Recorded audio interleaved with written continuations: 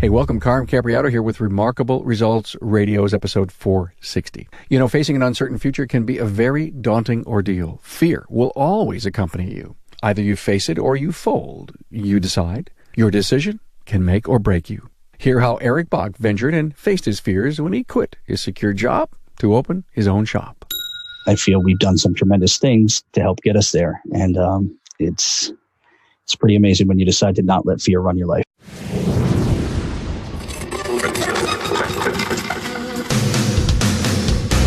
Welcome, aftermarketers, to Remarkable Results Radio. Listen to learn just one thing from today's episode on your journey to remarkable results.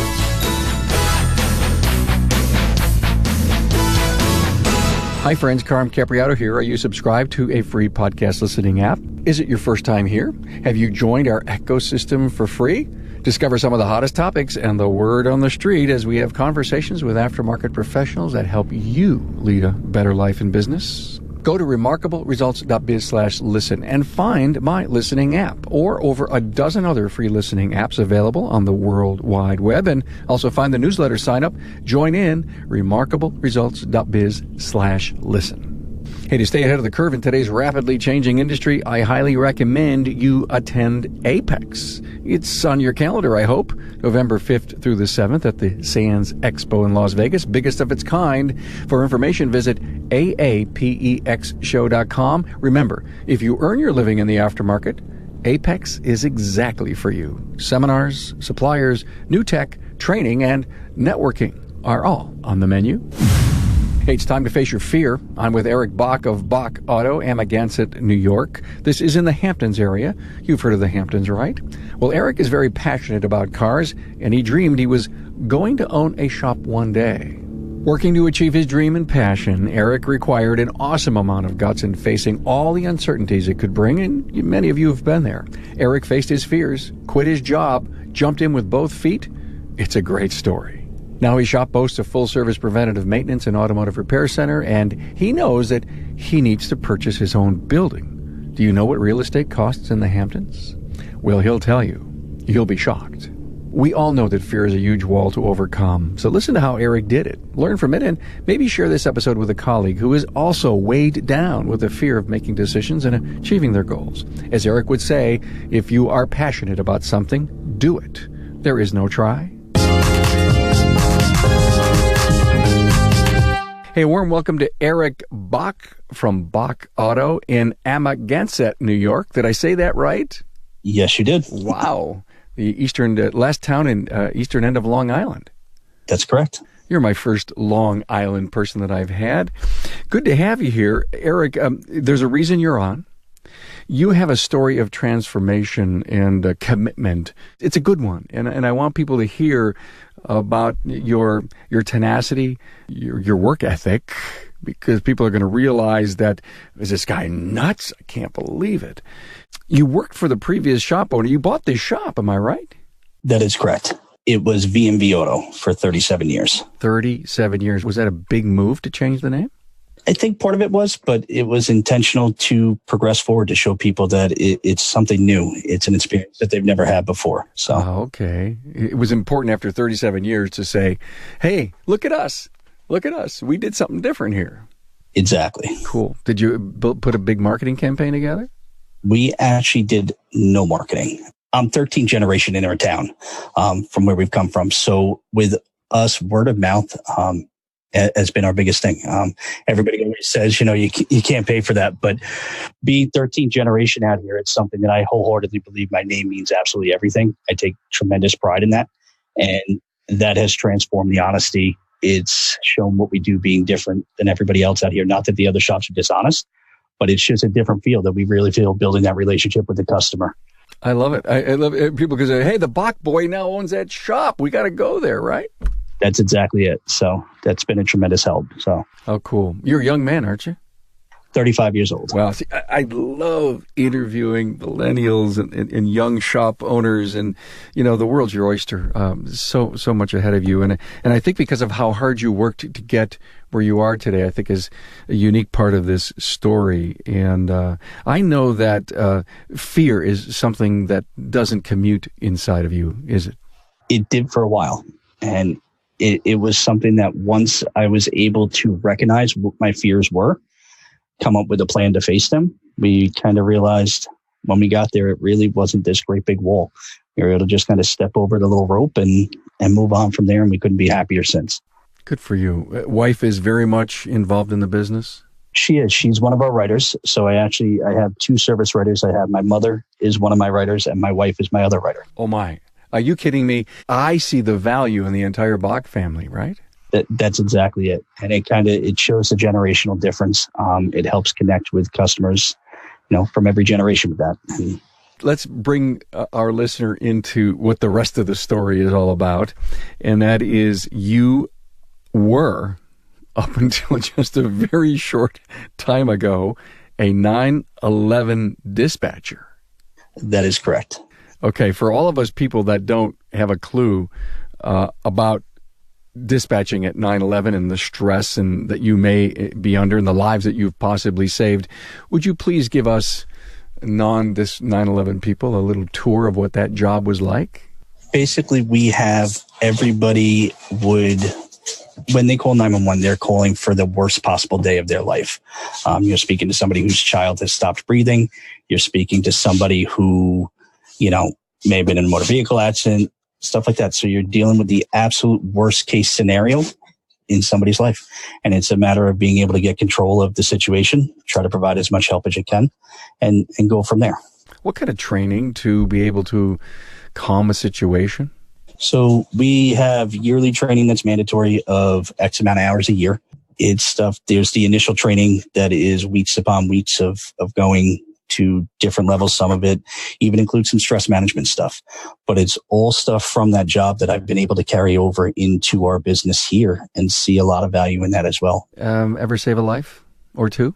We have, yes. It's an amazing feeling. It's something that when you're doing CPR, for me personally, my call that's most memorable was I had a non-English speaking caller with a 18-month-old child that pulled out of the pool and got them breathing again. And to hear the child cry is something I will never, ever, ever forget nor take for granted. So, and that's a job that it's always behind the scenes. A lot of people don't realize, the job that's being done there. You're kind of on scene first. You always hear about the police officer who arrived, the EMS worker, the fireman or whatever, but the dispatcher's on the phone the entire time, just from start to finish. And we never get to see that closure most of the time where you see the patient go to the hospital or walk out of the hospital. Wow. No doubt it is, it obviously changed you as a person in your life to see that side of our world. And congrats for your service in helping us survive our sometimes very crazy world. But the big piece of this is that Erick just left this job in April 2019, but you've owned the shop for how long now? Since September of 2015. Oh, so you decided not to leave the 911 job. And why was that? Fear. I was allowing fear to run my life. My passion is automotive since, I was little. I absolutely love cars. Always had a dream of owning a shop one day. I've had this vision of what my shop will be one day, and it's amazing. Now we're getting closer and closer to making that vision a reality. I feel we've done some tremendous things to help get us there. And it's pretty amazing when you decide to not let fear run your life. You just said we've done some amazing things to get us there. Number one on the top of your head. Commitment to each other as a team. I wouldn't be who I am without my team. And my team includes my wife, my family members, my kids, my technicians, their wives, their kids. We are one cohesive unit. That has to be that way. And the priority is taking care of that entire team above all else. I find it fascinating that you said what you said, and I just wrote down the word leadership here and family. And you did say commitment. And, it wasn't like I bought a new tool cabinet. It wasn't like I did a lot of marketing. It wasn't like, I just put in DVI software. It was the soft side and the important side of the business. I honestly feel if you take care of that as your number one priority and you then transfer that same level of commitment to your customer, everything else falls into place. Not easily, but it gives you the tools to make everything happen. So the fear factor went away. And in April of 2019, you left the comfort and the security of the benefits and all that stuff from 9/11. And you said, hey, I can replace my salary. Obviously, that's probably one of the big things. That was the biggest thing. The health insurance was something that always in today's market is concerning.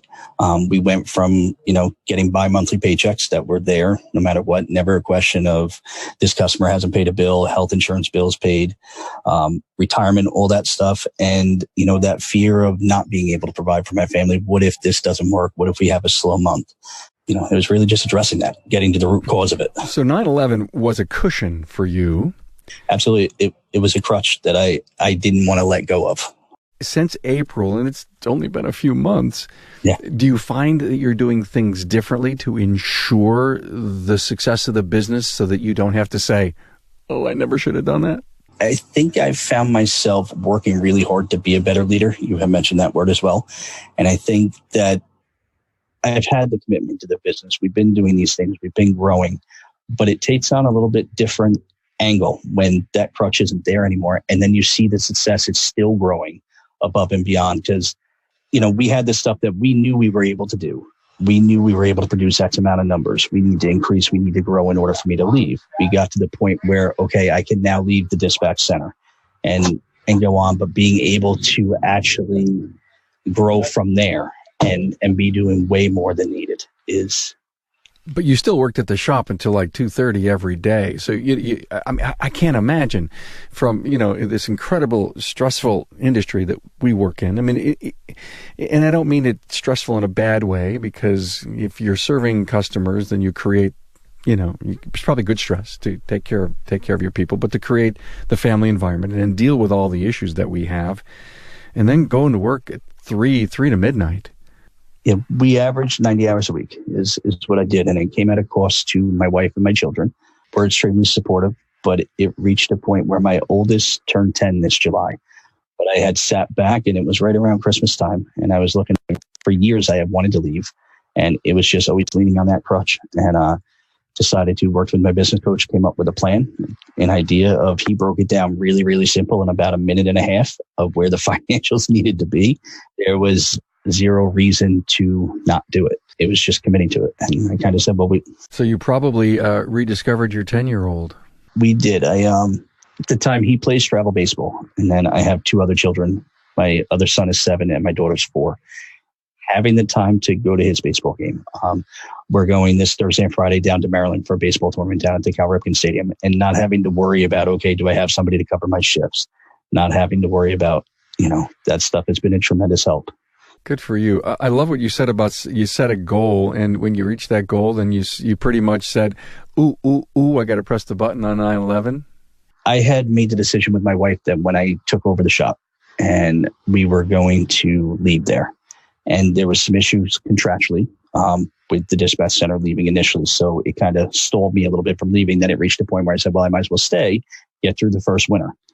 Have that comfort for the winter. And then it turned into, it just kind of got dragged out. Every single time, I got to the point where I got the courage to say, okay, I'm leaving, I've had enough, or, I need to do this, I'd find every reason not to.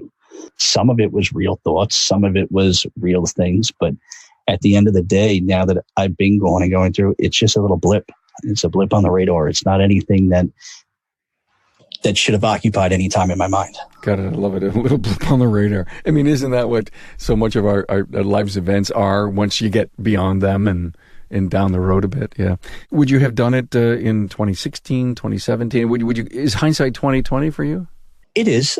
I definitely feel it would have been nice to have done it sooner, just because of the time I missed out with my family. But it's something that, we can't live in the past. We can only worry about what's happening right now. You put your heart and soul into your work every day, but the automotive aftermarket, it moves fast. And staying competitive means staying up to date on the very latest training and new products. At Apex, the Automotive Aftermarket Product Expo, the training sessions are some of the best I've ever seen, and they all take place over a 3-day period, all under one roof. Apex training is geared toward shop owners, technicians, auto parts retailers, and warehouse distributors, and each year, Apex adds new programs to make sure you stay ahead. In 2018 alone, Apex added shop equipment and technology training and electric car and alternative fuel vehicle training. Now, keep in mind, these sessions are taught by many of the top trainers in the industry. Mark your calendar now to attend Apex 2019, November 5th through the 7th at the Sands Expo in Las Vegas. To learn more, visit aapexshow.com. Tell me about your wife. She has to be so strong to support you in that and being in the business with you. Does she get the Wife Award every year?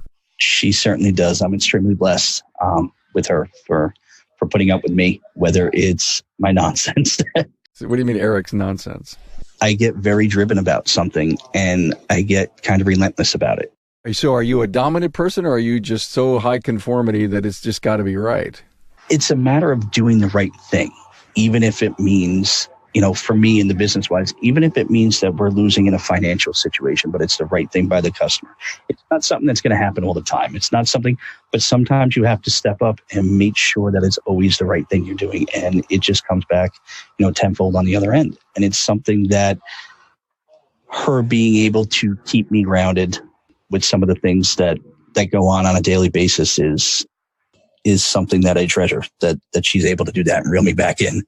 So where are you getting your training? Where are you getting your leadership ideas? I listen to your podcast a lot, but I attended Vision this year. That was my first time out there. We're taking the entire shop out to AST end of this month. I work with our business coach, Rick White. We started with him back in October, and he has not just changed our business, he's changed my life.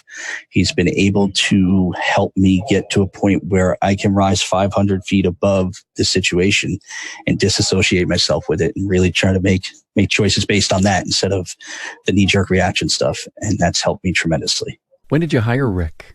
We started in October this year. September 2015, you bought the business. Did you get a good deal? We did. Yeah, we were. The previous owner was very good to us. Good. So. Glad to hear that. And you'd worked there for many years, and so he found himself an internal succession plan, and you got a good deal. He got out. That's correct. So we're a small 3-bay shop, 1,700 square feet, attached to a gas station, built in 1977. Gas station still owned by him. There's a car wash attached to it, so we still interact daily. But it's been a big change from how. They worked on cars in 1977, 1980, 1985, 1990. The success they had, it's just a completely different industry now. It was time that things needed to change. And not that they were doing things wrong, but they were comfortable with how things were. And unfortunately, I just envisioned so much more. There's so much more potential out there. You seem like a goal setter. Any thoughts on getting out, different shop someday, getting, a bigger, better place, unattaching yourself? That's exactly where we're at now, is we are trying to find another location, a larger location. Our issue is our real estate. Where we live is what's considered the Hamptons. It's the playground of the rich and famous. But what most people don't realize is that it's also the locals. Like I said, I'm 13th generation here. There's a lot more local people than that. But the issue is commercial real estate. I just looked at a building this morning, 6,500 square feet for $7 million. Whoa. I'm sorry. That just knocked me off my chair. Absolutely. And it's something that it's realistic of either we need to make a decision of, are we going to go to a multi-location business, which I personally don't like due to span and control issues and stuff, or are we going to go into this larger scale operation that we want? With the ADOS coming down that we're investing in, all that other stuff, there's no choice. And I really feel with that. But the issue is that was one building that we looked at. We looked at another one at 3.9 million that's smaller, that needs. So the numbers are scary, but as we progress and grow, you take it with what it is. Commercial real estate out here, I don't want to say it's non-existent, but it's very, very limited. So the prices are just driven sky high. So your labor rate, because of the area that you're in, obviously not the rich and famous are going to come to you, but the locals, do the locals realize they're paying more for stuff because it's the Hamptons? I think everybody has that mindset. The issue is we do have a list of celebrities that are customers of ours, but they're treated the same way as the woman who's living on Social Security, in the affordable housing complex. And I think setting that standard that everybody's treated the same. And I don't feel that our prices might be higher compared to other people in the area. but the service that they're getting is a completely different service. I really feel that although there's other shop owners in the area that do a good job, they do. I just feel that it's not apples to apples. What we're able to provide the customer is a completely different experience from top to bottom. And what is that? Explain that to me. I think it's that the relationship-based business model of putting the customer first. And a lot of people say, oh, we do that. But do you really do that? And I think when you break down what that means, how, you have a customer comes in that asks you to do a repair. They authorize a $1,500, $1,800, $2,500 repair, whatever it is. And it's not worth it to put into the vehicle. In the interest of the customer, not doing the repair, having the conversations with them. I've had 4 or 5 customers that I lost as a customer because I refused to do the repair because it just wasn't the right thing to do. And walking away from that, every one of those customers have come back except for one and said, I didn't see it at the time. It took me 6 months or whatever, but thank you for looking out for me. I went elsewhere and I didn't get the same service. They just took my money. Now I have this. I should have listened. There's a lot of stuff like that. And that's not the only example. And there's a lot of shop owners that would still do that because it's the right thing. But I just think truly caring, do you get to know your customer? Do you know their kids' names? Do you know what they do? Outside of work for fun? Do you attend, whether it be the same church, the same little league, the same, and just making sure that you establish that relationship with the customer trumps absolutely everything. Because at the end of the day, in a couple of years, they're going to have a different car. They're going to have, different things. But if you keep that relationship with them, and that trumps absolutely everything else, no matter what it is, it's coming back to you. A very powerful, universal message for the entire industry, Erick, no matter if you're in San Diego or out on Long Island. Thank you for sharing that. Let me go back to the $7 million building for a moment. What would a $4 million building even rent for a month? Any idea?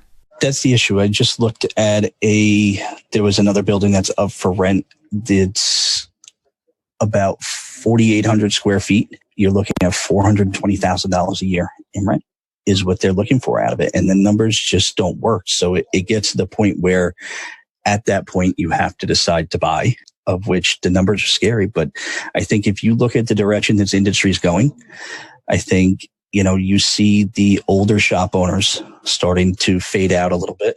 I really think that the future is going to be something that, the industry's never seen, because you're going to get the guys that are hungry, the guys that understand what's coming up and investing in that.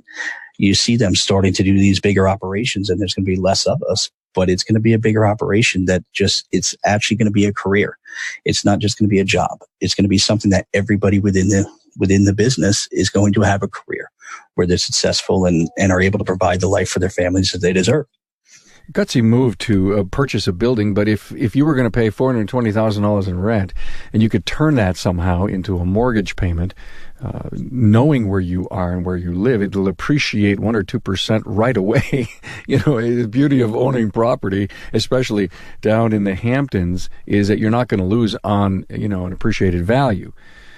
But I can't imagine what the break-evens need to be in the business. So I'm sure, no doubt, a business plan of, probably doubling your top line in order to afford and pay for that would be in order. And I think, obviously, with you and Rick working together, it's probably all within reach. It's amazing how when you look at it from a different perspective, or he's able to just take a simple thing as a number that we see as so unobtainable. And, I'm looking at it as the same exact thing as when I was leaving the 911 center, of all these reasons why not to, and all this stuff, and just break it down of, okay, well, this is what you need to do to make it work.